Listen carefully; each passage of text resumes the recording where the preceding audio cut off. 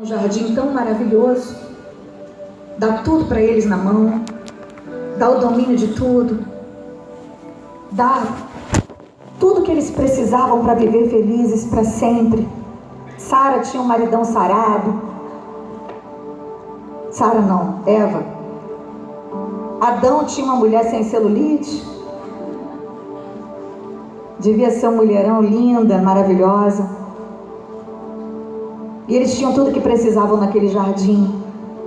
Mas o capítulo 3 diz que ela foi seduzida pelo diabo, deu conversa para o diabo, ouviu quem não devia ouvir, caiu e ali entrou o pecado no mundo. Imagina a tristeza do coração de Deus,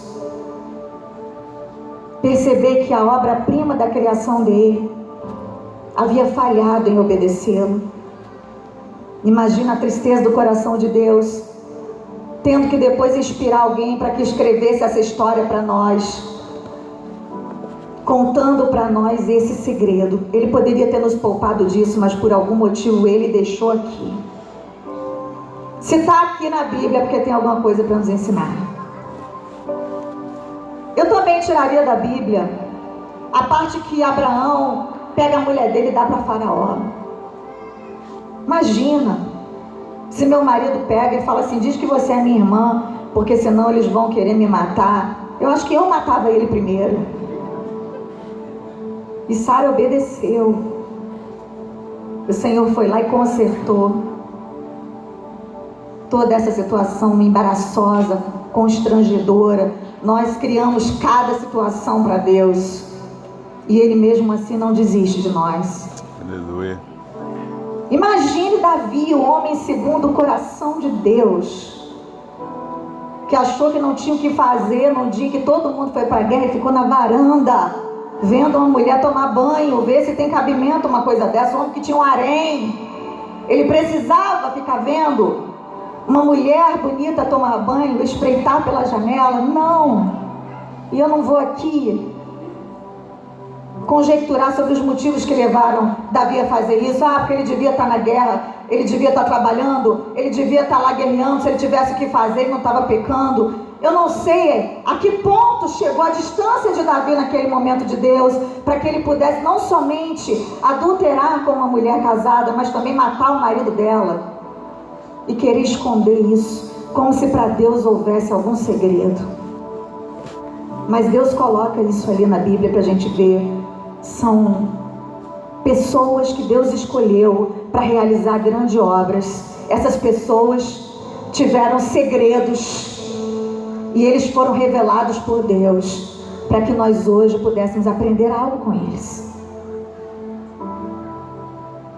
E um dos piores de todos para mim foi também dentro da casa de Davi, quando um de seus filhos, seu filho primogênito, se apaixona por uma de suas filhas com outra mulher, porque naquela época o homem podia ter várias mulheres, graças a Deus que hoje não mais, né, mulheres?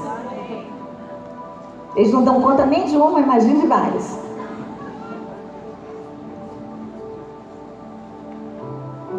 E de repente há um estupro dentro da casa do rei, do homem segundo o coração de Deus.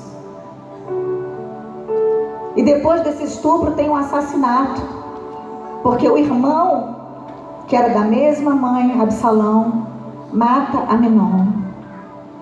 E uma sucessão de tragédias começa a acontecer na casa de Davi. E ainda assim ele continua sendo o adorador. Ele continua sendo amado por Deus. Deus, Ele pode desaprovar a nossa conduta, mas Ele não nos ama menos quando nós erramos, ou nos ama mais quando nós acertamos. Deus simplesmente nos ama. Isso não é um incentivo para que ninguém continue na prática do pecado. Eu apenas estou dizendo para vocês que Deus não esconde de nós os seus segredos. Deus é muito sincero com a gente, mas a gente nem sempre é sincero com Deus. A gente não consegue ser sincero com as pessoas. Às vezes nós queremos nos vestir de uma capa que não é real. E eu sei que eu estou falando aqui na maioria para pastores, líderes, pessoas que têm cargos na igreja. Por muito tempo foi um preconceito falar de doenças emocionais dentro da igreja, e glória a Deus porque isso tem caído por terra. Porque nós entendemos que nós somos um espírito que mora num corpo, que tem uma alma. Nós somos 3 em 1, assim como Deus. E todas essas áreas têm que estar saudáveis, mas nem sempre estão. E nós já estamos muito cansados desse evangelho triunfalista, onde é só vitória, onde tudo tem que dar muito certo e a gente tem que determinar o que Deus faz. E Deus tem que fazer. Porque se Ele não fizer, é porque você não tem fé. Ou então porque você não passou no encontro. Ou então porque você cortou o cabelo e pintou a unha de vermelho. São vários os motivos que as pessoas criam para explicar as lutas e tribulações que Jesus disse que nós viveríamos.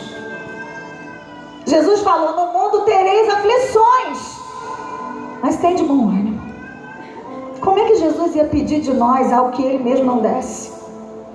Como é que a gente tem ânimo na tribulação, amados? Me digam vocês que já passaram por muitas. De uma forma sobrenatural, Jesus nos concede aquilo que só Ele tem para nos dar. Porque fala sério, na hora em que a gente se decepciona com a gente, na hora em que a gente erra, ou na hora em que algo não sai da forma como a gente queria, dá vontade de se trancar dentro de um quarto, fechar a porta. Não é para orar, é para não tomar banho nem escovar o dente nunca mais, e nem olhar para a cara de ninguém. Mas aí vem a presença de Deus. Aleluia. Vem a presença de Deus que preenche todos os espaços vazios da nossa vida. E é nessa hora que a gente entende que Deus faz distinção entre quem é o seu povo e quem não é. É inevitável que os prisioneiros ouçam o som dos nossos gritos de dor, porque nós temos que gritar de dor. Há tempo para tudo na vida. Há tempo de chorar, há tempo de rir. É inevitável que eles ouçam e que eles saibam que a gente sofre, mas também eles precisam ouvir o som da nossa adoração na hora que a gente estiver no cárcere interior da nossa vida, vivendo o pior momento, a pior prisão, e que eles saibam que o Deus que está ali com a gente tem o poder de quebrar essas cadeias. Glória a Deus. Cadeias do desânimo, cadeias da morte, cadeias da depressão. Deus pode curar, Deus pode quebrar. Imagina se Deus tivesse vergonha de contar toda a verdade para nós. Se Deus só contasse a parte boa da vida das pessoas, nós não valorizaríamos as vitórias. Nós não nos identificaríamos com a dor de ninguém. Eu nasci num lar cristão. Meu pai vinha de uma família muito católica, com padres, freiras. A primeira pessoa que se converteu na casa do meu pai foi a minha tia, que partiu para o Senhor há uma semana atrás, com 80 anos. Ela foi a matriarca da família, ela que ganhou todo mundo para Jesus. Quando ela aceitou Jesus, toda a família a abandonou e disse: pra gente você morreu. E a minha tia permaneceu firme com Jesus. Ela, o marido, pastores em Brasília, 8 filhos. Ganhou meu pai para Jesus. O meu pai tinha síndrome do pânico. O meu pai queria se suicidar. O meu pai bebia cachaça, fumava maconha e queria se jogar do prédio. E um dia alguém disse para ele assim, uma voz forte, nítida no ouvido dele: vai ser crente que você fica bom. E ele foi procurar uma igreja evangélica e fez um desafio com Deus. E realmente ele entregou a vida a Cristo e ele foi curado. Ele foi liberto desse espírito de suicídio que havia sobre ele. E essa síndrome do pânico, que hoje ele sabe o nome, mas na época ele não sabia. Depois ele casou com a minha mãe, que já era cristã. Eu sou a filha primogênita. Quando eu nasci, meu pai e a minha mãe, eles já viajavam pelo Nordeste do Brasil, onde eu nasci, fazendo a obra de Deus. Não tinha esse som, não tinha essa estrutura. Era um caminhão com uma caixa muito precária, pregando a palavra. Pessoas se convertiam em cidades onde eles tacavam pedra em crente, onde crente não podia comprar no armarinho do vizinho, porque ele tinha outra religião. E eles foram pioneiros, fizeram a obra de Deus. Eu nasci, um mês depois que eu nasci, a minha mãe engravidou de novo. E ela teve gêmeos. Eita glória! Eita glória! Tinha televisão na casa, mas acho que eles não sabiam ligar. E os meus pais seguiram fazendo a obra do Senhor. Minha mãe era cantora, soprano, lírico, lindo. E num dado momento a minha mãe adoeceu. Ela ficou muito enferma. Foi parar no hospital. Lá dentro ela pegou uma infecção generalizada. Ficou em coma por 28 dias. Os médicos desenganaram a minha mãe várias vezes. E o meu pai ia para a igreja, botava a igreja para orar. Todo mundo orava. Quando chegava no hospital, minha mãe estava sentada cantando. Uma sucessão de milagres aconteceram, mas ela ficou 1 ano internada. Nós éramos pequenos, 3 bebês.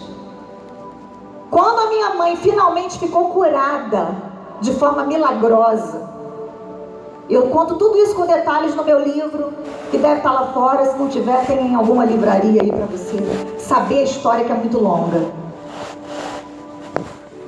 Meu pai já estava desempregado e ele falou: o que Deus tem para mim não está aqui nessa cidade. Eu preciso sair daqui. Deus precisa me tirar daqui, porque o que Deus tem para os meus filhos não está aqui. Deus está me dizendo. E ele foi para o Rio de Janeiro. Ele foi na frente e depois mandou buscar a família. Minha mãe já estava com outra criança de 1 ano no colo. Eu acho que meu pai veio embora justamente para não fazer um time de futebol. E minha mãe nos levou para o Rio de Janeiro. Nós fomos criados lá. O fato deles serem crentes, deles serem pastores, deles serem um casal de Deus, não os isentou dessa grande luta que eles viveram. Mas o meu pai entendeu que Deus tinha algo mais para ele, para a sua família. Ele não parou, ele se levantou e continuou em movimento. Amado, quando você for assaltado por uma dificuldade, por uma crise, por uma luta, aprenda a ler as placas de Deus. Às vezes Deus nos tira do lugar de acomodação. Às vezes Deus precisa nos mover. Às vezes Deus precisa mover aqueles que Ele quer promover para um novo nível de intimidade com Ele. Aleluia! E nós fomos criados ali no Rio de Janeiro, eu cantando no coral das crianças. Com 15 anos eu já estava no grupo Altos Louvores. Com 17 anos eu conheci um jovem muito lindo, mais bonito da igreja, o filho do pastor. Me apaixonei por ele. Começamos a namorar com a permissão dos meus pais. E eu descobri depois que ele era viciado em cocaína. Eu não tinha a menor noção de batalha espiritual. E eu achei que com meu amor eu poderia curar o Odilon. E eu fiquei lutando, batalhando com ele, entre idas e vindas. Namora, termina, a ponto de comprar tudo para casar, terminar com ele. 5 anos aproximadamente. Meus pais sofrendo junto, porque eles amavam o Odilon como filho. A gente estava conversando ali com as pastoras. Como é difícil, né? Quando o filho começa a namorar ou a filha, a gente se apaixona mais do que o próprio filho pela pessoa. Depois eles terminam e a gente fica sofrendo apaixonada. A minha mãe foi assim. Cada vez que a gente terminava, minha mãe sofria, apesar de tudo que o Odilon aprontava. Porque ele era escravo, literalmente, da cocaína e da maconha. Até que ele teve uma melhora, nós nos reconciliamos. E aí decidimos casar. Quando foi no mês do casamento, ele teve outra recaída. Eu já estava com tudo comprado de novo, vestido de noiva, tudo preparado para casar. Eu falei assim, dessa vez eu vou encarar. E eu tinha um sim de Deus. E eu me casei. E foi o ano mais difícil da minha vida até então. Ali naquele meu primeiro ano de casamento, amados, eu estava gravando o meu primeiro disco, Tira-me do Vale. E eu perguntava para Deus como é que eu ia ter autoridade para subir no altar e ministrar, se o meu marido chegava em casa todos os dias, 3, 4 horas da manhã, totalmente drogado. E eu não sabia se ele ia chegar vivo ou morto. E eu orava por ele, mas eu também gritava com ele. Esse era o problema. E eu gritava tanto, e assim, claro que essa parte na minha Bíblia eu não ia escrever, mas eu gritava tanto que a vizinha mandou uma carta para o meu pastor dizendo: pastor, eles vão se matar. Porque ela escutava, parede com parede, as discussões. E o Odilon às vezes batia na parede. Ele nunca encostou o dedo em mim, mas ele ficava nervoso. Eu também não tinha noção daquilo que estava diante de mim, uma pessoa totalmente drogada. Podia ter me feito mal, podia ter me machucado, mas o Senhor me guardou. Aleluia. Só que ali eu tive uma experiência muito grande com Deus. Ali naquele tempo de solidão, naquele tempo de lágrimas, eu entendi que aquela batalha era do Senhor. E eu entendi finalmente, amados, que eu precisava saber diferenciar quem era o meu inimigo, que não era o meu marido. E eu comecei a lutar com as armas de Deus. E enquanto eu orava e buscava e adorava, eu comecei a perceber que havia muitas coisas em mim que precisavam ser reparadas, que havia um conserto que eu precisava fazer com Deus, que havia coisas que eu também tinha que contar para Deus, apesar dele já saber, segredos que eu mesma precisaria ouvir da minha boca para que eu entendesse quem eu era.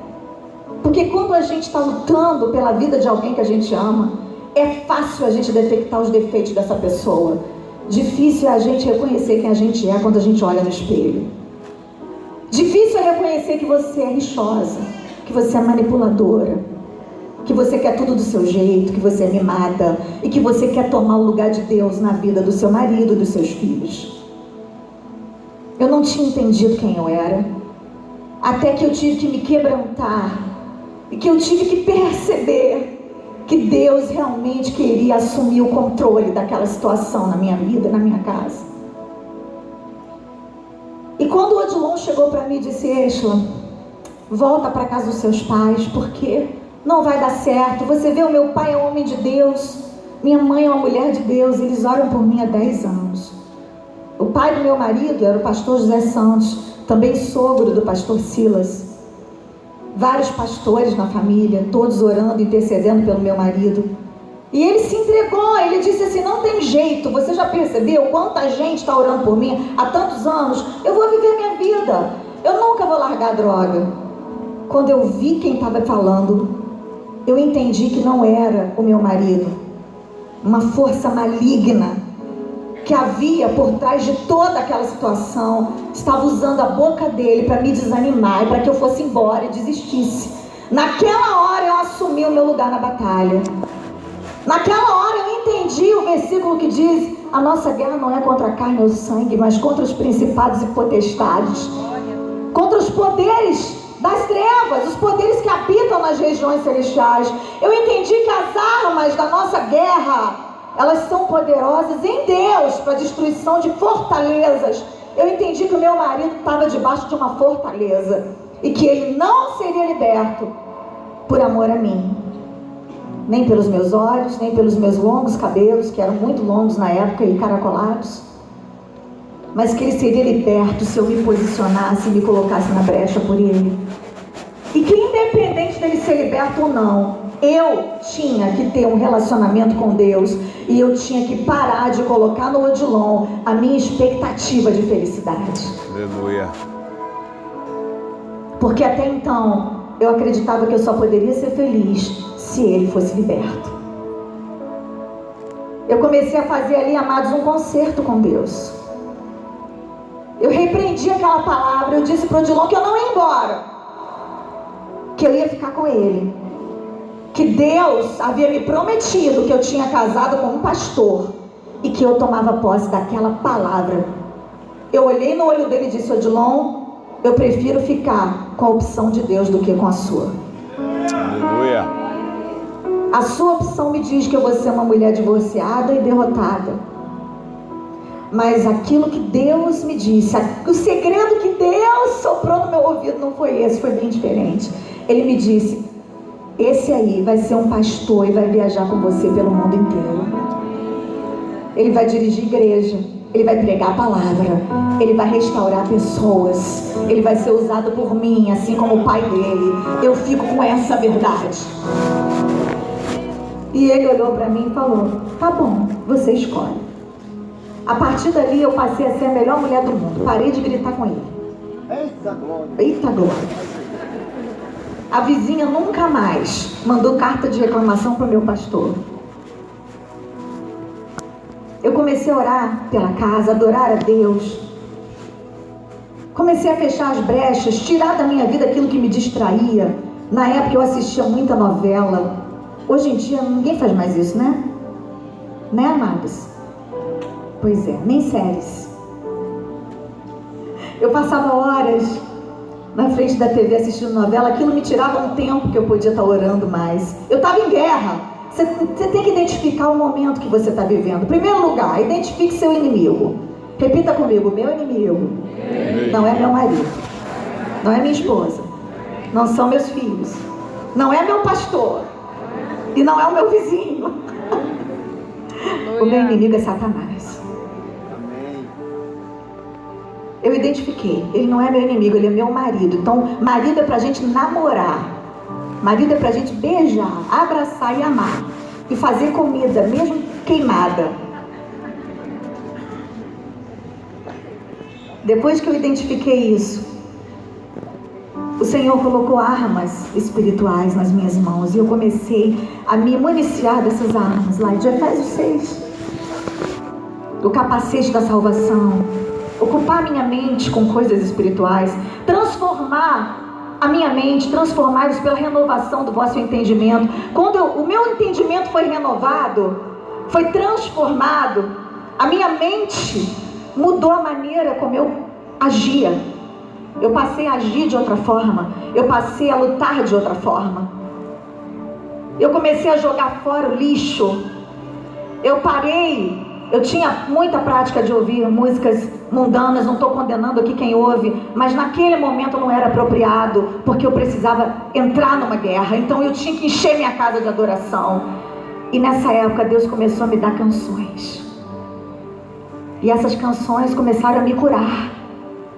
Essas canções vieram como resposta para a minha vida, e a partir daquele momento eu nunca mais parei de escorrer as minhas lágrimas e de contar os meus segredos através das minhas canções. Foi ali que tudo começou. Parece que um portal se abriu no céu a partir do momento que o meu entendimento foi renovado. Aleluia. É isso aqui que a gente está fazendo aqui nesses dias, renovando a nossa mente para aprender a lutar lá fora. Aqui é só um quartel-general. Aqui você está só recebendo de Deus as armas, mas aqui dentro é lindo, é o céu. Da porta para fora que é o desafio, ou da porta para dentro da sua casa. E eu comecei a ver que o Odilon, ele estava ficando mais em casa.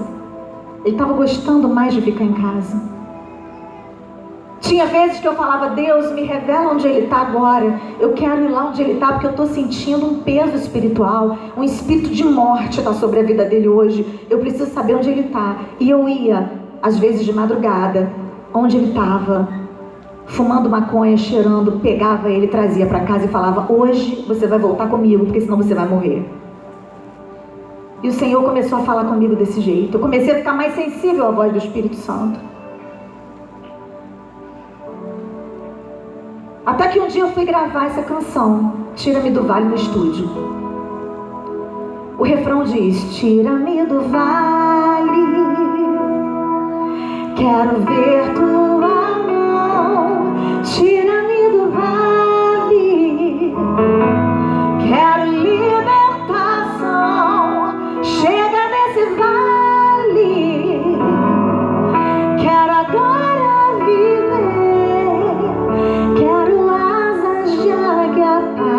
para subir. Quero os pés como os das costas em mim. E quando eu acabei de botar a voz nessa canção, era noite. Eu tinha 1 ano e 2 meses de casada aproximadamente. Eu lembro que eu fui para casa. Mas antes de voltar para casa, eu me tranquei no banheiro do estúdio, me ajoelhei naquele banheiro e clamei a Deus para que Ele fizesse algo, porque eu estava no meu limite ali. Eu falei: Senhor, eu preciso de um milagre. O Senhor me prometeu. Eu preciso ver essa promessa na minha vida sendo cumprida. Me dá um sinal, eu quero um sinal hoje. E eu fui para casa. E quando eu cheguei em casa, mais uma vez, 3 horas da manhã, esperei o Odilon voltar. Quando ele chegou, ele já chegou de joelhos no pé da cama. E ele falou: Êxula, coloca a mão na minha cabeça agora. Porque ou Deus me transforma, ou Ele pode me levar. Mas do jeito que eu estou, não vou mais ficar. Aleluia. E para a glória de Deus, dali ele foi para um retiro espiritual. E eu fui para outro retiro no Macapá. Naquela época a gente não tinha celular, a gente ficou incomunicável por 4 dias. E durante esses 4 dias que eu fiquei escondida lá no coração de Deus e ele no retiro da igreja, o Senhor fez uma obra completa na vida do meu marido. Ele foi transformado, amados. Glória a Deus. Ele foi renovado com o Espírito Santo. E de lá para cá, nunca mais ele tocou em drogas. Nunca mais.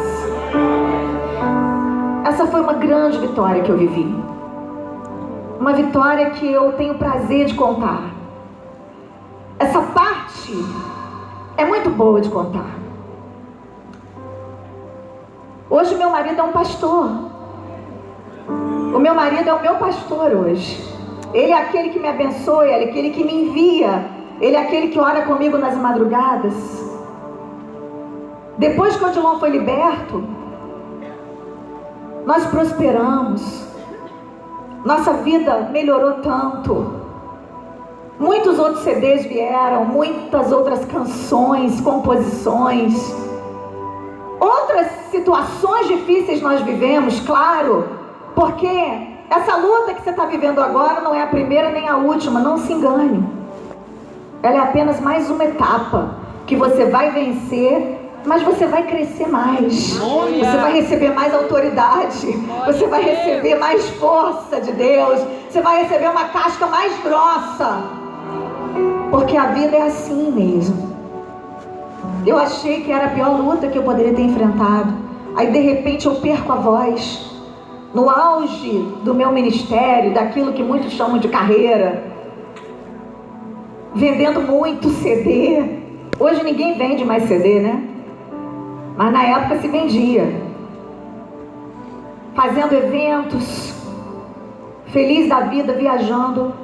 Operei as cordas vocais. Fiquei 1 ano sem voz, porque a voz não voltava. Foi triste, foi difícil, mas foi um tempo também em que Deus me escondeu e me guardou só para Ele. Em que eu escrevi canções que vocês cantaram aqui hoje, como Nada Pode Calar um Adorador. Canções que me ressuscitaram, que me trouxeram de volta para Deus. Porque de vez em quando a gente tem que refazer esse caminho. Aleluia. Mesmo sendo crente, mesmo sendo pastor, mesmo sendo cheio do Espírito Santo, dançando ninja,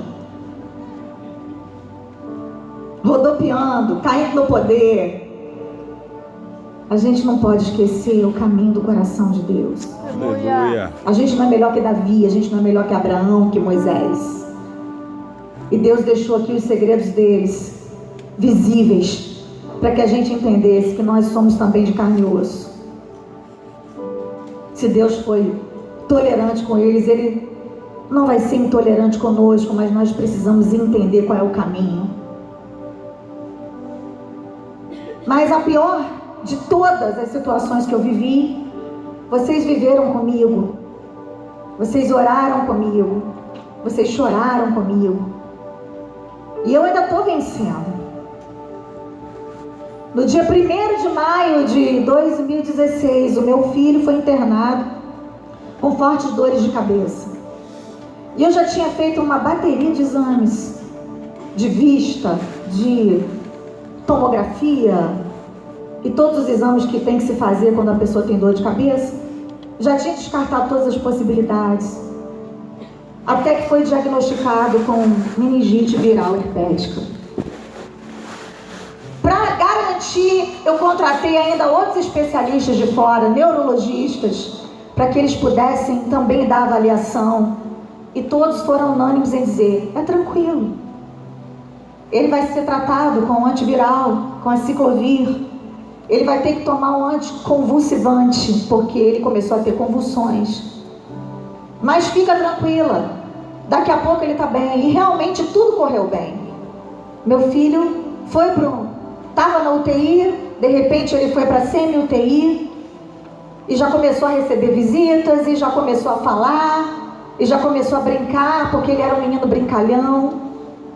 A gente estava com a passagem dele comprada para o CFNI, Mateus está ali, porque era o sonho dele estudar lá, e a gente ia lá conhecer. É uma escola de ministérios lá em Dallas. Estava tudo certo. A vida estava andando bem, apesar das lutas, das crises normais que a gente enfrenta. Só que de repente o quadro dele piorou. Ele teve um coágulo no cérebro e teve que ser operado imediatamente. A partir dali o Brasil inteiro começou a orar. Quem aqui orou pelo meu filho? Obrigada. Agradeço de todo o coração.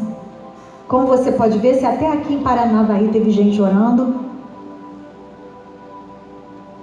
se Deus não respondeu, não foi falta de oração. Não foi falta de fé. Não foi porque a igreja não estava unida. Amados, eu nunca vi uma igreja tão unida. Dentro do hospital, todos os dias, pelo menos 200 pessoas vinham de todas as igrejas nos arredores orar pelo Mateus nas salinhas de oração. Nós ocupamos todas as salas ecumênicas. Vinham pessoas da igreja católica. Falavam assim, nós somos católicos, mas nós estamos orando com vocês pelo Mateus. Nós estamos fazendo novena na igreja, orando pelo Mateus. Eu falei, obrigada, amém. Veio o pastor da Universal com a garrafa d'água. Por favor, toma essa água aqui, irmão. Porque na nossa igreja a gente toma água e a gente ora e consagra água. Eu falei, me dá água aqui, pastor. Tudo que me der eu estou recebendo. Porque nessa hora você não questiona quem está certo, quem está errado. Nessa hora o que une a gente é muito mais forte do que o que separa. Nessa hora não importa quem usa o método A, B ou C. A minha teologia cai por terra na hora da minha fragilidade, sabe? Eu não estou nem aí para como é que eles oram, como é que eles conseguem a vitória deles. Eu não estou nem aí para criticar ninguém, nem para apontar o dedo na cara de ninguém. Eu só quero a cura, eu só quero o milagre, eu só quero viver, eu só quero que meu filho viva.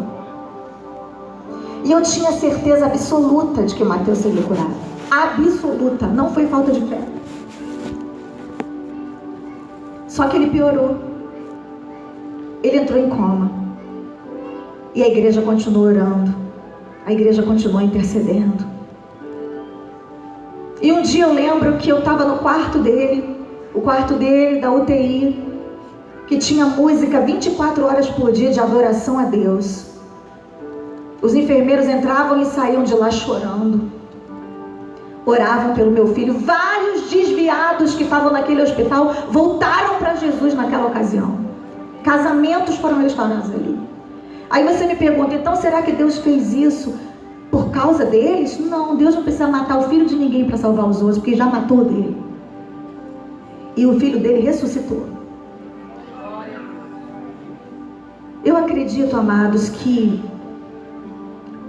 nós sempre teremos inimigos.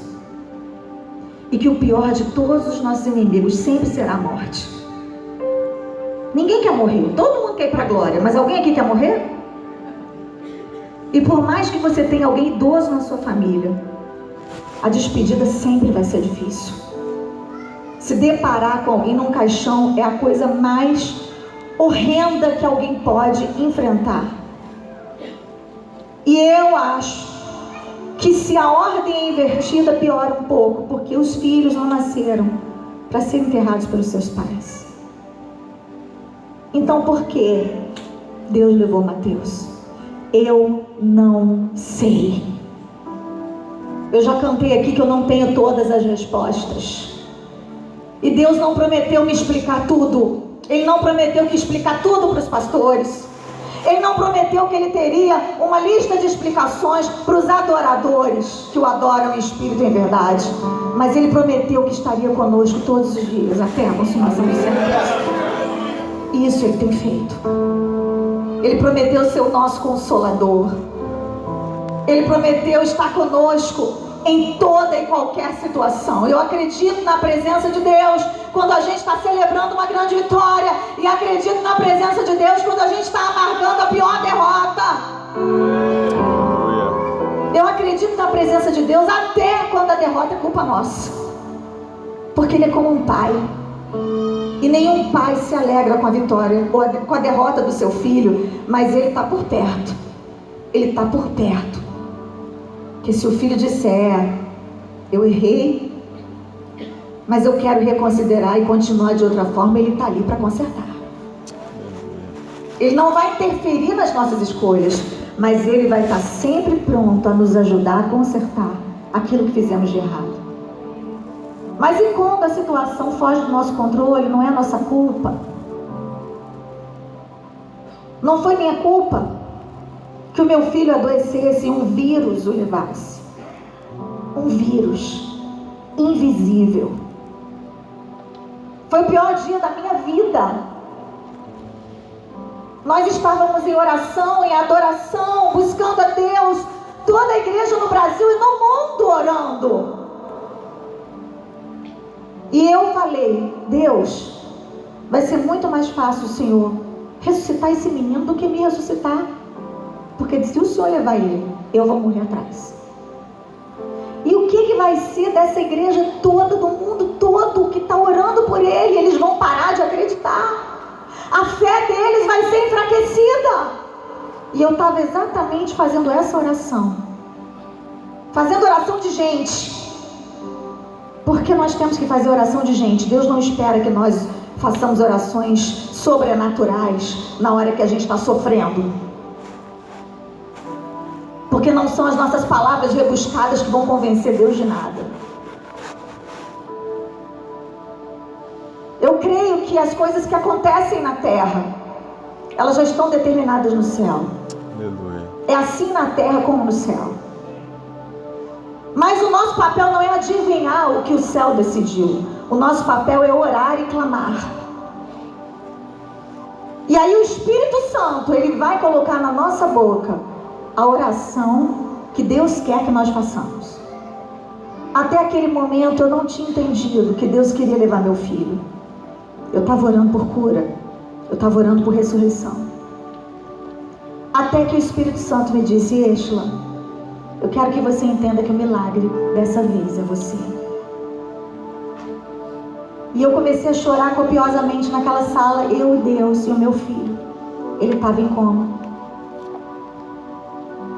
E o pastor Silas Malafaia entrou pelas portas, com aquele jeito dele, calminho. Eshla, deixa eu dizer uma coisa para você. Deus não precisa de advogado. Deus não precisa que ninguém defenda a reputação dele. Se ele quiser, ele pode ressuscitar o seu filho aqui ou dentro de um caixão, se preciso for. Ele pode curar o Mateus e nós vamos orar até o último momento para que Deus cure o seu filho, embora ele já esteja desenganado. Mas entenda, quando a gente esbarra com algo chamado soberania de Deus, é a vontade dele que prevalece. Aleluia. E a nossa fé tem que ficar inabalável. Aleluia. Se Deus levar o Mateus, ele vai te dar graça, ele vai te dar força para você continuar. Claro que não era isso que eu queria ouvir. Claro que não era essa palavra que eu queria naquele momento. Eu botei a minha cara no pó e comecei a chorar e a clamar a Deus, porque seja qual for a vontade de Deus, Ele também pode mudar de opinião. E eu comecei a orar para Deus mudar de opinião. Eu orei até o último momento. E quando o coração do meu filho parou pela última vez, dia 14 de junho de 2016, eu estava exatamente dentro de uma das salinhas de oração cantando: ao único que é digno de receber a honra e a glória, a força e o poder, ao Rei eterno e imortal, invisível, mas real, a Ele ministramos o louvor. Não é fácil falar sobre isso, amados. Mas eu creio que quando Deus nos leva de volta a uma situação, não é porque Ele quer nos torturar, é porque Ele quer nos curar um pouco mais. E eu vim aqui para dizer para vocês, totalmente despida de toda e qualquer máscara de santidade, essa capa aqui não voa. Não é de Mulher Maravilha. Eu vim aqui abrir o meu coração e contar para vocês todos os meus segredos, quase todos, né? Só os que vocês conseguem guardar. Porque eu quero que vocês sejam curados também, entendam que não são só vocês que sofrem. Mas eu também creio numa vida após o luto. Eu creio numa vida pós-sofrimento, pós-decepção, numa vida pós-não de Deus. Porque nem tudo é assim no Evangelho. O apóstolo Paulo falou assim: tira de mim esse espinho. Deus disse: não, a minha graça te basta.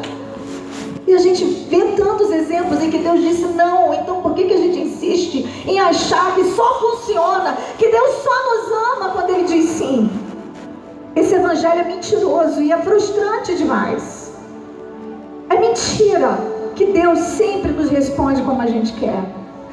Mas é verdade que Ele sempre nos dá graça para a gente suportar aquilo que Ele quer para nós. Aleluia. Eu falei para Deus ali dentro daquele quarto que eu nunca mais ia escrever uma canção. Eu falei para Deus que eu nunca mais ia subir no altar para cantar, que eu não ia mais conseguir pregar a palavra. Eu falei: Deus, como é que eu vou dizer que o Senhor cura, se o Senhor não curou meu filho? E o Senhor falou comigo e com meu marido: a minha palavra não passou a ser mentira só porque eu não fiz o que você queria. Meu Deus. A minha palavra continua sendo verdadeira. A minha palavra continua sendo viva e eficaz, mais poderosa do que qualquer espada de 2 fios que faz a distinção entre alma e espírito. A minha palavra continua a mesma. Eu não mudei porque o seu filho mudou. Porque o Mateus apenas mudou de estado. Ele agora está no estado de incorruptibilidade. O Mateus agora, ele não sofre mais a ação do tempo. Ele não pode mais ser influenciado pelo pecado. O Mateus, meu filho, ele está em algum lugar esperando o arrebatamento da igreja. E a Bíblia diz que ele vai arrebatar antes de mim. Porque eu vou estar aqui quando o arrebatamento acontecer. E você também, a qualquer momento. Aleluia. Pelo menos é o que a gente espera. Ninguém aqui quer morrer, quer ser arrebatado. E nós vamos nos encontrar com eles nas alturas e vamos ser revestidos também de incorruptibilidade. Receberemos um corpo glorificado por Deus. E sabe, amados, quando coisas assim acontecem muito perto de nós acordamos para uma realidade que é o cerne de tudo que a gente vive e prega. Nós estamos aqui de passagem. Nós temos que andar com os pés aqui, mas com os olhos na eternidade, sim. Aleluia. Nós temos que ter mais saudade do céu. Nós temos que desapegar um pouco mais dessas coisas da vida. Até do ministério que a gente pensa que é nosso. A igreja não é nossa. As ovelhas não são nossas. Os filhos não são nossos. Nem o ar que nós respiramos é nosso. Tudo é Deus quem dá. E Ele tira a hora que Ele quiser. A gente para perceber que essa pessoa que está convivendo com a gente, com quem a gente não fala, essa pessoa que a gente não perdoa de jeito nenhum, ela pode morrer a qualquer momento. E se a gente não consertar hoje o que está pendente, a gente vai ficar com uma pendência para sempre. A gente começa a valorizar o que é real. A gente começa a entender que as pessoas são mais importantes que as coisas. E que o milagre somos nós. 2 dias depois que eu enterrei o meu filho, eu me tranquei no meu quarto. Eu não sei se tem alguém aqui de luto, mas uma coisa que foi muito boa para mim, eu queria compartilhar com você. Eu colocava uma mensagem atrás da outra, porque a fé vem pelo ouvir, e eu precisava de fé naquela hora, porque eu tive muita vontade de virar as costas e parar de crer em Deus. Naquela hora de dor, eu falei assim, eu queria ser espírita agora, porque aí eu ia lá no centro espírita e pedia para alguém incorporar o Mateus. Estou sendo sincera com vocês. E aí imediatamente eu dizia, Senhor, mas eu sou crente, né? Então já que eu sou crente, eu não creio nessas coisas. E eu entendi a dor dessas pessoas, sabe? Porque você só quer ter uma última chance de ouvir a voz pela última vez. Eu passei a amar mais esse povo, ter mais compaixão de quem vai nesses lugares, porque o desespero de perder alguém que se ama é muito grande. Mas uma coisa que me ajudou foi que eu colocava assim, uma mensagem atrás da outra. Eu botava o pastor Jorge Linhares pregando, depois emendava com o pastor Silas, emendava com o pastor Hernandes Dias Lopes, o Luciano Subirá. Eu botava o Claudinho para dar umas risadas no final. E eu chorava, e eu ria, e eu ia para o meu quarto, e eu botava o meu relógio marcando 1 hora, e eu ficava 1 hora adorando a Deus e orando, e eu falava, Deus, ou o Senhor troca a minha dor pela tua presença, ou então o Senhor não é real. Eu preciso da tua presença agora, eu preciso que essa dor não me mate, porque ela vai me matar se a tua presença não encher esse lugar. E aí o Senhor me deu canções. E uma delas, eu quero que você feche os olhos para ouvir, porque eu quero dividir com você. Eu não sei qual é a sua dor, mas eu quero declarar que a dor não mata se Deus está presente na nossa vida. Ela não vai te matar. Preste atenção.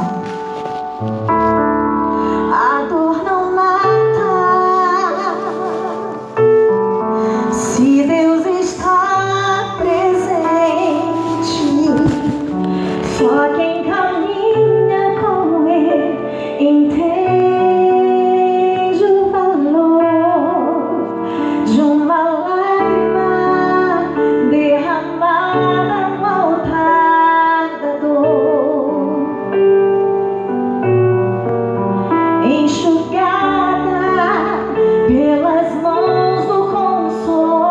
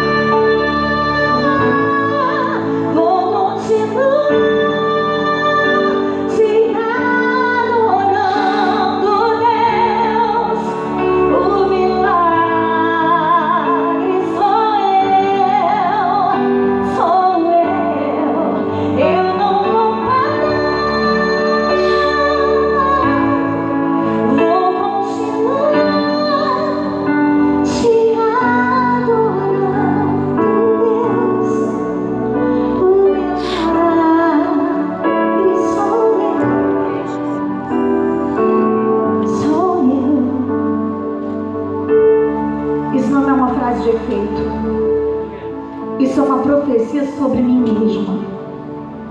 Eu não estou aqui porque eu sou forte, eu estou aqui para ficar forte. Cada vez que eu subo no altar e eu ministro a palavra de Deus, ela serve primeiro para mim. Cada vez que eu adoro a Deus, a presença de Deus vem primeiro para mim.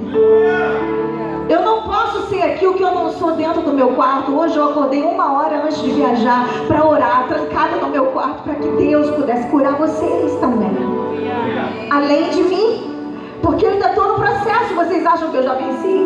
Tem dia que eu não quero levantar da cama, tem dia que eu não quero viajar, que eu não quero ir pregar, que eu não tenho o que dizer. Mas quando eu abro a minha boca, o Espírito Santo enche e Ele começa a me lembrar quem eu sou. E sabe quem eu sou? Eu não sou uma mãe enlutada para sempre. Não é isso que me define. Eu estou vencendo o mundo. Eu sou um milagre.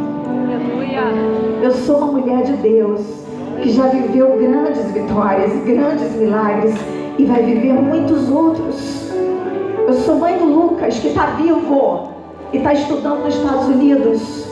E um dia ele vai se casar, ele vai ter filhos e eu vou ter netos. E eu vou ter uma nora que vai me amar. Aleluia. Eu vou gerar filhos e filhas espirituais. Pessoas têm se levantado do leito de morte porque viram que eu quis continuar vivendo. Deus ainda tem o poder de fazer com que todas as coisas cooperem para o bem. Ninguém parou de acreditar em Deus porque o Mateus morreu. Muito pelo contrário, de uma forma sobrenatural. Pessoas que estavam desviadas voltaram para Jesus.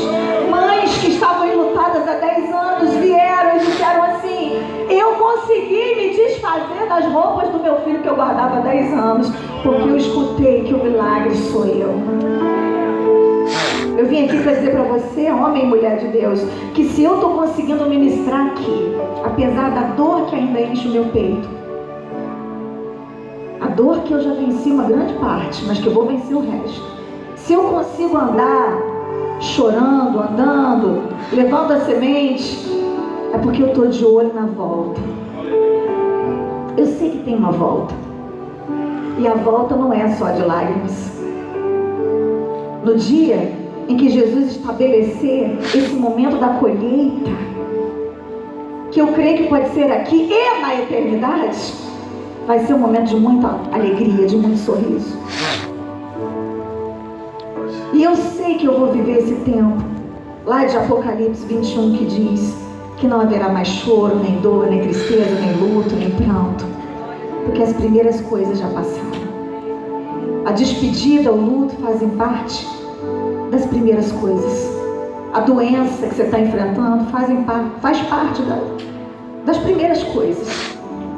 É uma etapa, mas nós vamos vencer as primeiras coisas e nós vamos ser promovidos. E quer saber de uma coisa? Com a mesma consolação que nós temos sido consolados, nós vamos consolar outros. Eu gostaria que você ficasse de pé no seu lugar. E o meu desafio para você hoje, nessa noite, pastor, pastora, homem, mulher de Deus, é que você pare de acreditar naquilo que o diabo está soprando no seu ouvido. Porque se eu tivesse ficado com aquilo que o diabo soprou no CTI para mim, eu estaria morta provavelmente. Entraria para estatística das mães que se suicidam porque não conseguiram conviver com o luto. Mas eu quero entrar para a estatística das mães que, apesar de terem vivido a maior dor da vida, que é enterrar um filho, conseguiram seguir em frente com a sua fé inabalável. Não porque elas são fortes, mas porque Deus, Ele, o seu poder, se aperfeiçoa na nossa fraqueza. Porque Ele ainda tem o poder de pegar as coisas vis, as coisas fracas, as coisas desprezíveis, como por exemplo uma mãe lutada, para subir no altar e dizer para pastores e pastoras que eles vão vencer, seja o que for. Aleluia! Eu não vim aqui para dizer que eu sou forte. Eu vim aqui para dizer para você que você é um milagre. Você é um milagre. E eu preciso que você acredite nisso. Eu preciso que você se levante como guerreiro de Deus nessa noite e declare: eu não vou parar. Eu vou continuar te adorando, Deus.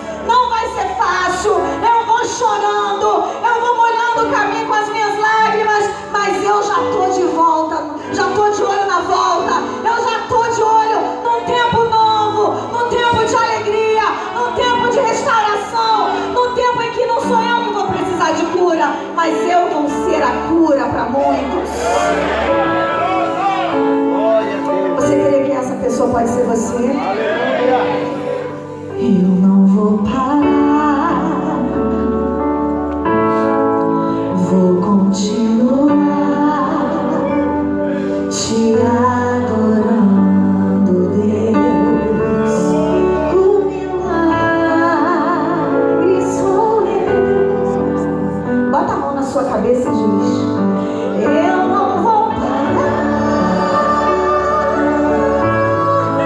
vou continuar te adorando, Deus. O milagre sou eu. Eu quero fazer um desafio com você que está com vontade de parar. Essa noite é noite de contar segredos. É noite de se expor. É noite de cortar o mal pela raiz. Deus ainda vai fazer muita coisa aqui nesse congresso, muita coisa sobrenatural. Mas eu também, eu já estou aqui na frente, tá, gente? Eu já estou aqui. Inclusive, eu estou aqui. Eu estou diante de Deus, totalmente despida. Ele conhece todos os meus segredos e Ele sabe quem eu sou. Ele sabe que às vezes